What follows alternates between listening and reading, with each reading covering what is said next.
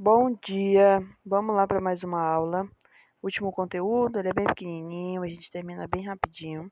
Então, assistência imediata ao recém-nascido. Quando eu falo dessa assistência imediata, gente, eu falo da assistência que é realizada após as 2 horas do nascimento, tá? Que vai desde a higienização corporal até as vacinas do bebê, tá? Lembrando que o próximo sábado, dia 29 de abril, vai ser a nossa prova, tá? Nossa avaliação. E a última avaliação, o conteúdo é os cuidados com RN, tá? Então, os conteúdos desse material aqui. Lembrando também que durante a semana nós vamos fazer uma revisão, tá? Eu vou estar passando para lembrá-los quando estiver mais próximo e lembrando que eu vou compartilhar o link do Google Meet, tá? Para a gente poder entrar e fazer a nossa revisão da nossa prova. Então, quando eu falo de assistência imediata, como eu já falei para vocês, corresponde após as 2 primeiras horas, tá?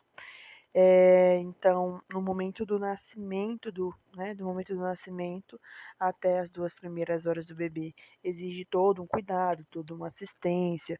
E após as 2 horas também, ainda se continua, né, um cuidado determinado e entre outras coisas. Então, após as 2 primeiras horas de vida, né, o recém-nascido ele vai receber a primeira higienização corporal, vai ser realizado exames físicos, inclusive vai ser avaliados também os reflexos, tá? Que a gente chama de reflexos primitivos. E aí, quais sinais a gente geralmente observa, né, nos cuidados imediatos ao recém-nascido?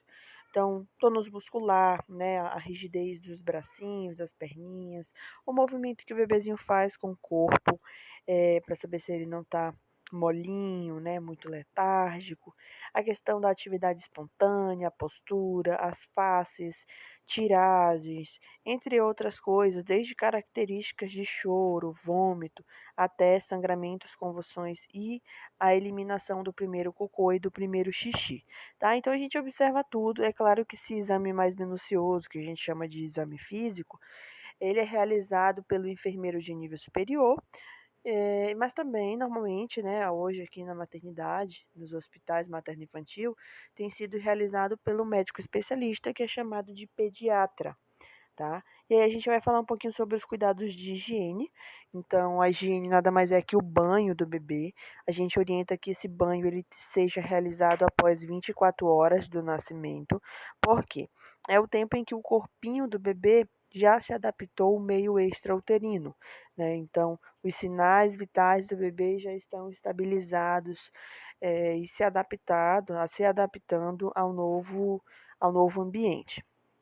Então, o banho normalmente é realizado na direção céfalo-caudal, né, da cabeça aos pés, como qualquer, mesmo em adultos, né, em crianças também é realizado. A gente utiliza uma água na temperatura morna, uma temperatura agradável e correta, tá? Para a pelezinha sensível do bebê, o sabonete neutro para que não altere o pH. A pele do bebê ela é muito sensível, inclusive quando o bebê nasce, ele nasce com um sebozinho branco, né? Uma massinha branca. E essa massinha branca ele é chamado de vernix caseoso. Esse vernix ele vem com o objetivo de proteger a pele do bebê, tá? Então ele não deve ser retirado em sua totalidade. Após o banho, tem que secar muito bem a pele do bebê, principalmente para evitar a perda de calor, tá, gente? Bebê recém-nascido, eles perdem calor muito fácil, principalmente pela cabeça. E normalmente o correto seria verificar a temperatura após 1 hora do banho, tá? Para a gente poder avaliar a estabilidade térmica do bebê. Na maternidade aqui em Roraima, normalmente os sinais vitais, incluindo a temperatura, né? Ela é feita em determinados horários e tem também no horário da manhã. A gente recomenda que antes dos sinais vitais, a mãezinha dê o banhozinho no bebê, dê o mamar, tudo bonitinho, para a gente não ter nenhuma interferência. A questão do posicionamento do bebê, né, gente? Existe hoje muito mitos e tabus sobre como o bebê tem que dormir, como o bebê tem que ficar deitado. Então, tem gente que fala que a melhor posição é de bruços, né, onde o bebezinho fica com a barriga para baixo, e não é essa posição. Não é também a posição lateral, né? Tem gente que bota de ladinho, eu vou botar de ladinho para não se engasgar, para isso e aquilo. E não, gente, o posicionamento correto mesmo de deitar um recém-nascido é em decúbito dorsal, bebê com a barriguinha para cima, cabeça lateralizada para o ladinho, tá? E essa posição, ela é de acordo com estudos, tudo, é a melhor posição, é a posição que evita a aspiração de secreção. Então,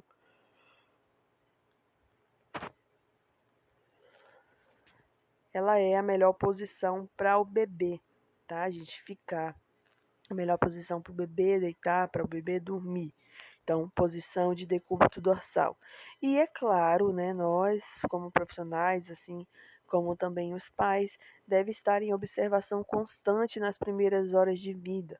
Até porque a gente sabe que nas primeiras horas de vida pode se manifestar diversos problemas, né? Então, o bebê ainda está se adaptando à nova vida, ao novo ambiente. E, é claro, fazer o controle e avaliação dos sinais vitais. Por quê? A gente sabe que qualquer alteração, né, os sinais vitais, eles vão se alterar. E aí, a gente fazendo esse controle, essa avaliação, a gente vai ter noção se existe alguma alteração do bebezinho, tá? Existe também a questão da orientação à família, tá?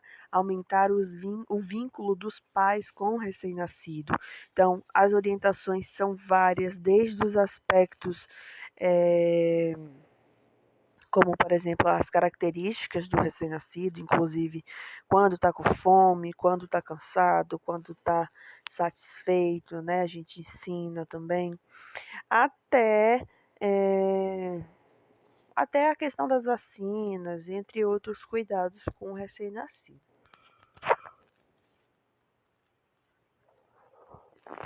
Então, as orientações, né, sobre a característica do recém-nascido, o aleitamento materno, gente, é importantíssima a orientação, a importância do aleitamento materno exclusivo, a pega correta, o posicionamento, tudo isso tem que ser levado em consideração na hora de orientar os pais, tá? A questão da higiene, o cuidado com o coto, que é aquele pedacinho do cordão que fica ainda conectado no umbigo do bebê, a questão das imunizações, as primeiras vacinas, assim como também as próximas que o bebê tem que tomar, a prevenção de diarreia, né? É, tem muito tabu também essa questão de diarreia, tem mães que param de amamentar com medo de ser elas. E, gente, até o conceito de diarreia hoje poucas pessoas entendem e conhecem.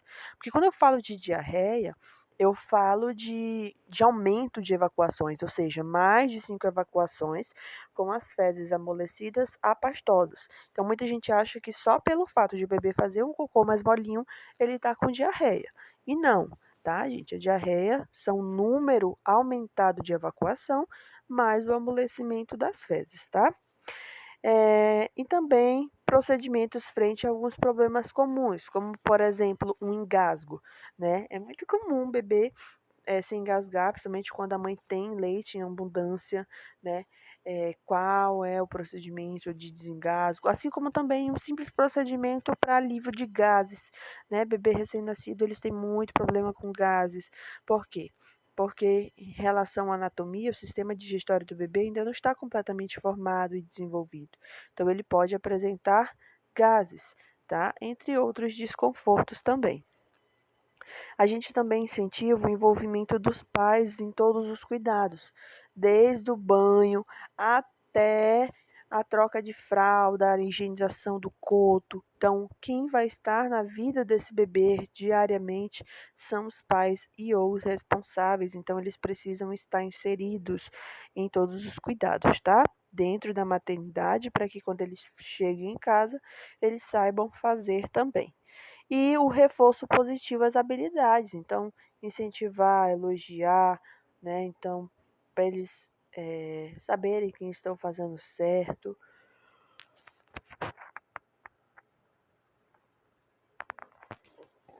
Muitas mães de primeira viagem ficam nervosos, né, em realizar alguns cuidados, ficam receosos de ir para casa com o recém-nascido, não saber cuidar.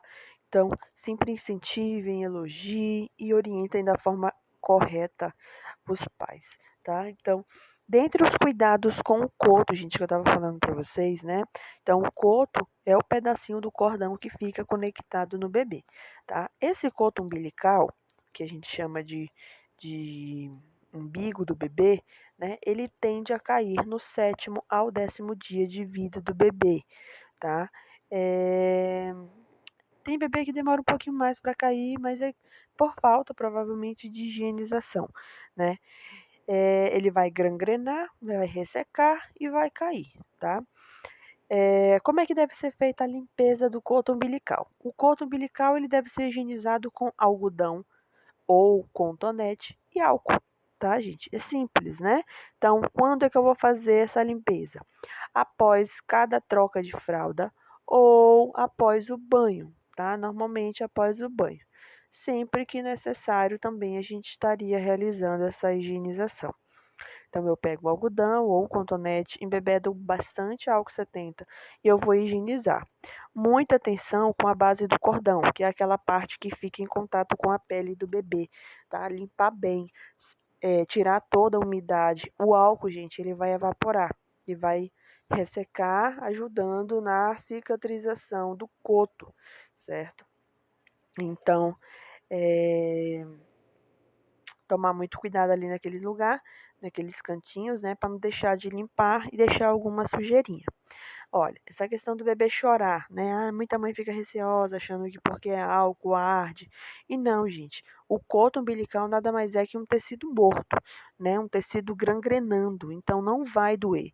Por que que o bebê chora então, professor? O bebê chora por conta do geladinho do álcool, né? O álcool é gelado, o bebê se assusta, o ambiente é mais barulhento. Então tudo isso deixa o bebê mais estressado, principalmente quando a gente movimenta, quando a gente toca, né?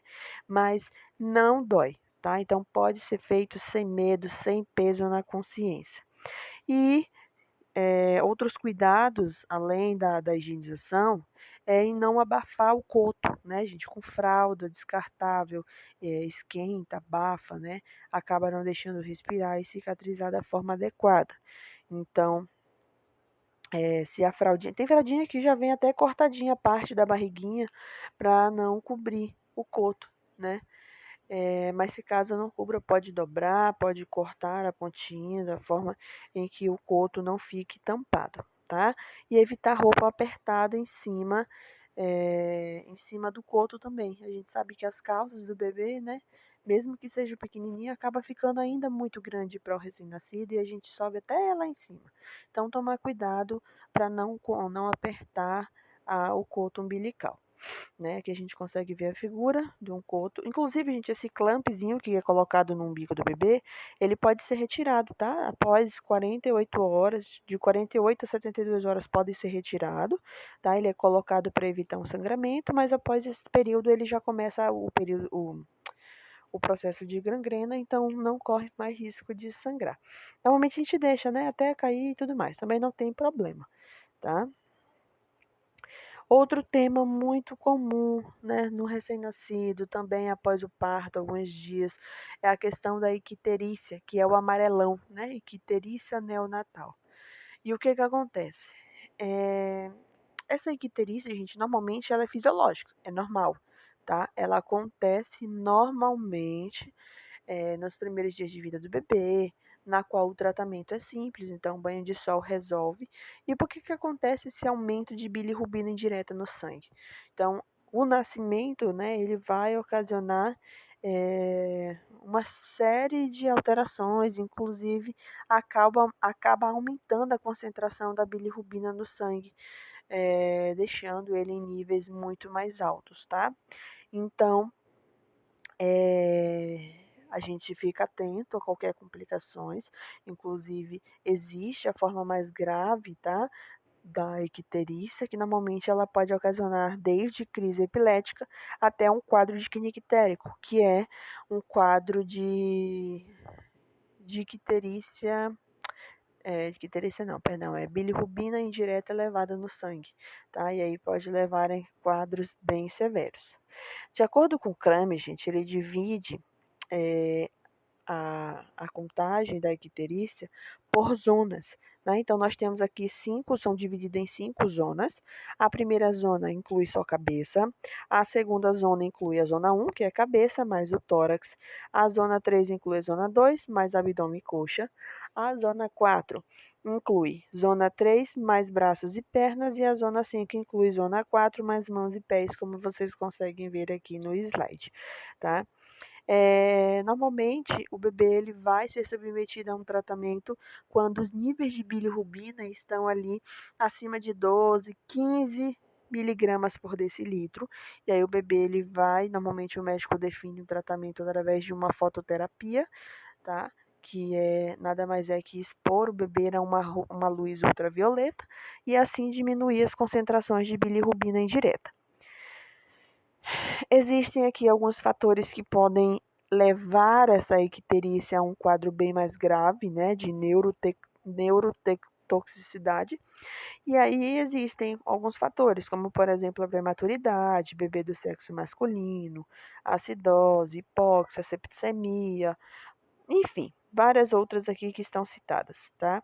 E a forma mais grave, que é o canictéricos, onde a bilirrubina indireta ela pode chegar a mais de 20 miligramas por decilitro de concentração no sangue, tá, gente? Essa forma ela é muito grave, pode levar o bebê a coma, entre outros problemas severos. Inclusive, como uma forma de tratamento para alquenictéricos, pode ser a fototerapia, né, básico, mais a transfusão sanguínea. Então, gente, quando a gente fala de transfusão sanguínea, eu falo de um procedimento bem perigoso, né, porque a transfusão em si, em adulto, já é perigoso, né, pode ocasionar alteração hemodinâmica, está expondo o paciente a riscos de infecções. Então, para um paciente adulto já é grave, imagine para um recém-nascido, tá? Então, a gente faz a melhor forma possível para o diagnóstico precoce, faz orientação à mãe, né? A questão do banho de sol é super importante, tá, gente, para evitar. Bom, o nosso conteúdo da aula era somente isso, né? Um pouquinho o conteúdo que faltava para a gente falar. Não esqueça da nossa prova próximo sábado e mais tarde tem um exercício avaliativo para vocês.